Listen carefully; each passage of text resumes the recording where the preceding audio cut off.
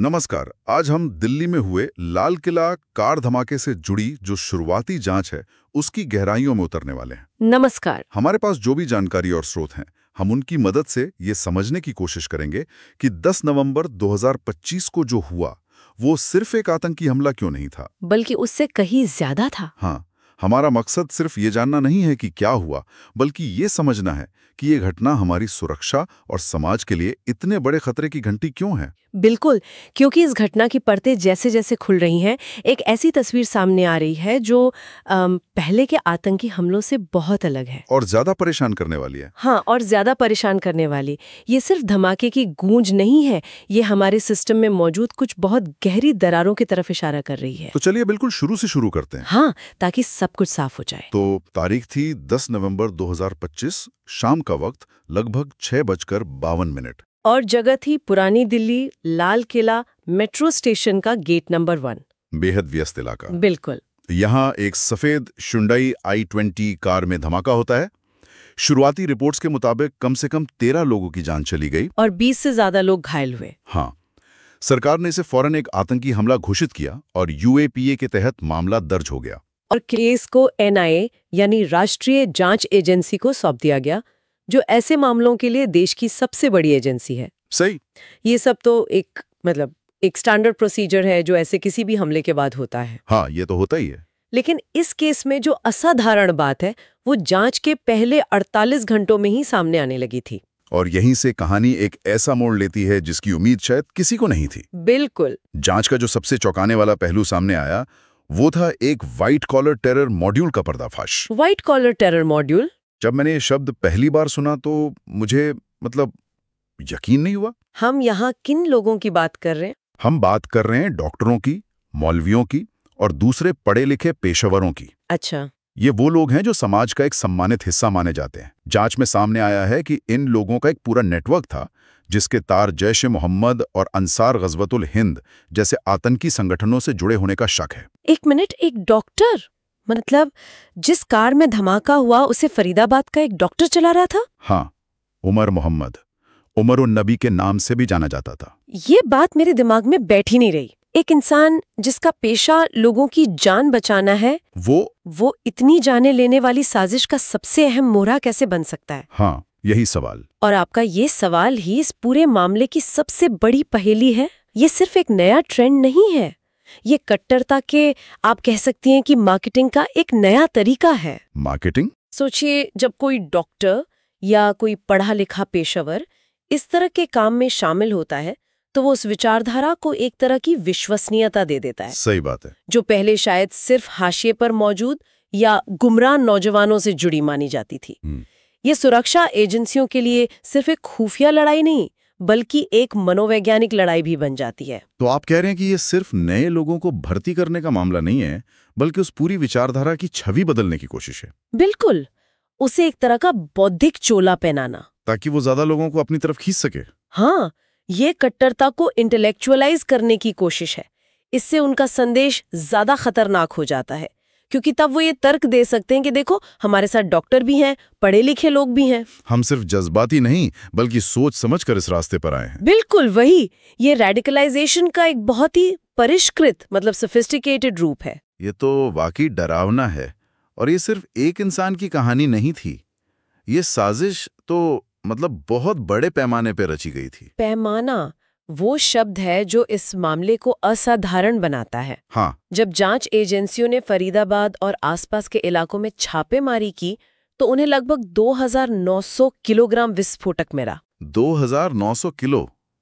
ये मात्रा ही अपने आप में दहला देने वाली है ना? इतना विस्फोटक जमा करने का मतलब है कि उनका इरादा सिर्फ एक धमाका करने का तो बिल्कुल नहीं था। कतई नहीं। इंटेलिजेंस रिपोर्ट्स की माने तो उनकी योजना 30 से ज्यादा पुरानी सेकेंड हैंड गाड़ियों में विस्फोटक भरकर दिल्ली 30 से ज्यादा गाड़ियां? हाँ, और शायद NCR के दूसरे शहरों में एक साथ एक ही समय पर धमाके करने की थी। आप उस तबाही का अंदाजा लगाइए। अगर ये साजिश कामयाब हो जाती तो ये भारत के इतिहास के सबसे बड़े आतंकी हमलों में से एक होता। सोची समझी साजिश तो साफ दिख रही है, लेकिन ये जो समन्वित यानी कोऑर्डिनेटेड वाला हिस्सा है वो मुझे सबसे ज्यादा परेशान कर रहा है। सही बात है। 30 गाड़ियां, अलग अलग लोकेशन, एक ही समय पर हमला, इसका मतलब है कि एक पूरा नेटवर्क है जो हमारी नजरों से ओझल काम कर रहा है। बिल्कुल। ये दिखाता है कि ये नेटवर्क कितना गहरा और फैला हुआ है। हाँ, अब सोचिए, 2900 किलो विस्फोटक खरीदना, उसे स्टोर करना, 30 से ज्यादा गाड़ियां अरेंज करना, उनमें आईईडीज फिट करना। हाँ, और फिर उन्हें बिना किसी की नजर में आए सही जगह पर पहुंचाना, इसके लिए दर्जनों लोगों की जरूरत पड़ेगी। स्लीपर सेल, लॉजिस्टिक्स देखने वाले बम बनाने वाले। और हमला करने वाले। और सबसे बड़ी चुनौती ये है कि इस मॉड्यूल के ज्यादातर लोग क्लीन स्किन्स थे। मतलब कोई पुराना आपराधिक रिकॉर्ड नहीं था। कुछ भी नहीं। और तकनीकी पहलू की बात करें तो इन आईईडीज में अमोनियम नाइट्रेट के इस्तेमाल की बात सामने आई है। ये वही केमिकल है ना जो खेती में खाद की तरह इस्तेमाल होता है। हाँ, और यही बात इसे और खतरनाक बनाती है क्योंकि ये आसानी से उपलब्ध है। इस पे ज्यादा पाबंदी नहीं है। बिल्कुल। मतलब बम बनाने का कच्चा माल हासिल करना अपेक्षाकृत आसान है। ये सुरक्षा एजेंसियों के लिए एक बहुत बड़ा सिरदर्द है कि वो कैसे ट्रैक करें कि कौन खाद खरीद रहा है और कौन बम बनाने की तैयारी कर रहा है। सही बात। ये सब सुनने के बाद, खासकर 2900 किलो विस्फोटक और पढ़े लिखे लोगों के शामिल होने की बात, मेरे मन में एक ही सवाल आ रहा है, ये सब मिलकर हमारी राष्ट्रीय सुरक्षा की जो तस्वीर बनाते हैं वो कितनी डरावनी है। इसके असल मायने क्या हैं? हाँ, अगर हम इसे बड़ी तस्वीर से जोड़कर देखें तो ये कई गंभीर सवाल खड़े करता है।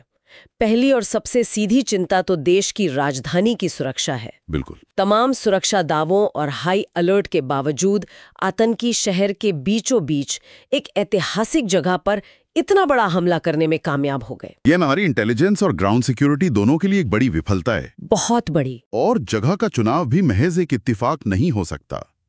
लाल किला ये सिर्फ एक इमारत नहीं है, ये भारत की पहचान का प्रतीक है। हाँ। और यहीं से दूसरी बड़ी चिंता पैदा होती है, हमारे ऐतिहासिक और भीड़-भाड़ वाले पर्यटन स्थलों की सुरक्षा। Soft targets. सॉफ्ट टारगेट्स, बिल्कुल। यहाँ सुरक्षा बढ़ाना बहुत मुश्किल होता है क्योंकि आपको सुरक्षा और लोगों की आवाजाही के बीच एक संतुलन बनाना होता है। इस हमले ने दिखा दिया है कि हमारे ये बेशकीमती स्थल कितने असुरक्षित हैं। और तीसरा और शायद सबसे अहम पहलू जिस पर हम बात कर ही रहे थे, आतंक का ये नया व्हाइट कॉलर चेहरा। हाँ, ये हमारे लिए सबसे बड़ी चुनौती है। पारंपरिक तौर पर एजेंसियां मदरसों या कुछ खास इलाकों पर नजर रखती थीं, लेकिन अब कट्टरता का केंद्र बदल रहा है। ये इंटरनेट के बंद कमरों में, सोशल मीडिया के प्राइवेट ग्रुप्स में और पढ़े लिखे लोगों के बीच अपनी जगह बना रहा है। आप एक डॉक्टर पर, एक इंजीनियर पर शक कैसे करेंगे? बिल्कुल। ये लोग समाज में इतनी आसानी से घुल मिल जाते हैं कि इन्हें पहचानना लगभग नामुमकिन होता है जब तक कि बहुत देर ना हो जाए। जाहिर है, इस मामले का असर सिर्फ देश की आंतरिक सुरक्षा तक ही सीमित नहीं है। हर बड़े हमले की तरह इसके भी कूटनीतिक पहलू हैं। बिल्कुल है। अधिकारियों ने सीमा पार लिंक होने के संकेत दिए। हाँ, जांच एजेंसियों के सूत्रों के हवाले से ये बात कही गई है कि इसके पीछे विदेशी हाथ हो सकता है। अब ये एक स्टैंडर्ड लाइन होती है जो ऐसे हमलों के बाद अक्सर सुनने को मिलती है। सही। लेकिन बताया जा रहा है कि इस बार उनके पास कुछ डिजिटल ट्रेल्स और कम्युनिकेशन इंटरसेप्ट्स हैं जो सीमा पार हैंडलर्स की तरफ इशारा कर रहे हैं। लेकिन क्या इस तरह के दावों का इस्तेमाल अक्सर राजनीतिक बयानबाजी के लिए नहीं होता? मतलब जांच के शुरुआती दौर में ऐसे निष्कर्ष पर पहुंचना कितना सही है? ये एक बहुत ही जायज सवाल है। इस स्तर पर सबूत और बयानबाजी के बीच की रेखा बहुत धुंधली होती है। बिल्कुल। लेकिन अगर जांच में ये बात ठोस सबूतों के साथ साबित हो जाती है तो इसका भारत पाकिस्तान के रिश्तों पर बहुत गहरा और नकारात्मक असर पड़ेगा। फिलहाल ये जांच का एक एंगल है, एक अहम एंगल है, लेकिन जब तक एनआईए अपनी चार्जशीट दाखिल नहीं करती तब तक कुछ भी कहना जल्दबाजी होगी। और इस पूरी बड़ी तस्वीर के बीच हम उन लोगों को नहीं भूल सकते जो सीधे तौर पर प्रभावित हुए हैं। बिल्कुल नहीं। पुरानी दिल्ली का वो इलाका, वहां के दुकानदार, वहां रहने वाले लोग, उनके लिए तो जिंदगी हमेशा के लिए बदल गई। निश्चित रूप से।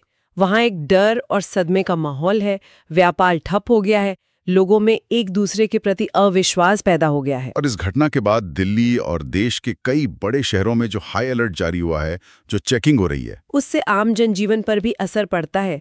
ये आतंकी हमले का एक और मकसद होता है समाज में डर और अविश्वास का बीज बोना। तो अगर हम आज की इस पूरी बातचीत को समेटें तो ये साफ है कि लाल किला धमाका सिर्फ एक आतंकी घटना नहीं थी। नहीं, वेकअप कॉल है।